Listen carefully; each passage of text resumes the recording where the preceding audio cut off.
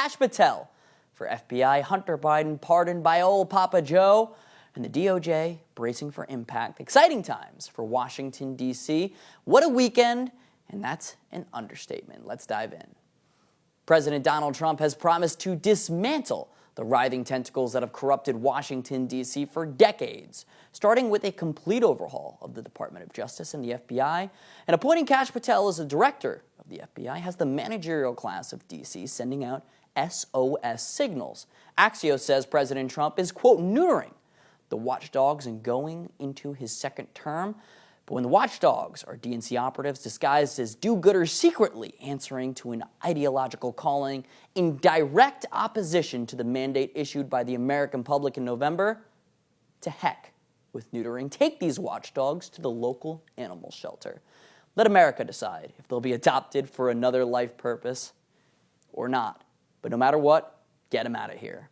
But this piece highlights Donald Trump's promise to bring change to the FBI by soon-to-be firing Director Christopher Wray and nominating deep state crusader Kash Patel, a crushing blow to the entrenched lifers in intel who have worked to undermine not only President Donald Trump, but also this country time and time again. President Trump nominating a fierce Attorney General in Pam Bondi and defeating the leftist lawfare waged against him time and time again over the last 2 years has alarmed the powers that be. These organizations under President Biden have become rotten to the core. Think about the legacy the Biden DOJ will be leaving behind.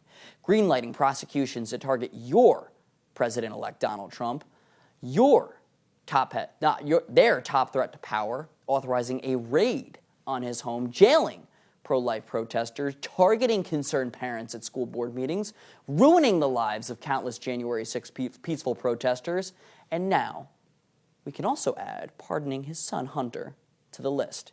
Now, previously, the Biden White House repeatedly said that he would not pardon Hunter, that he would not treat him differently than anybody else. But in a stunning twist of events that nobody saw coming, Biden issued a blanket pardon Sunday evening that seemingly covered anything and everything Hunter has actually done. In fact, it was actually even more so broad than the pardon President Gerald Ford gave to Nixon for Watergate. Biden also had the audacity to say that, quote, it was clear that Hunter was treated differently. One, it was Biden's own Department of Justice that did this. And two, the only differential treatment was the sweetheart plea deal that Hunter nearly got that would have granted him broad immunity provision, which could have protected him against unrelated charges, perhaps such as a failure to register as a foreign agent. We can have sympathy for a father, of course, looking out for his child, but remember, this isn't some troubled teenage kid trying to find his way in the world and right the ship as he ventures into adulthood. As the clowns in the legacy media describe him, Hunter is actually 54 years old.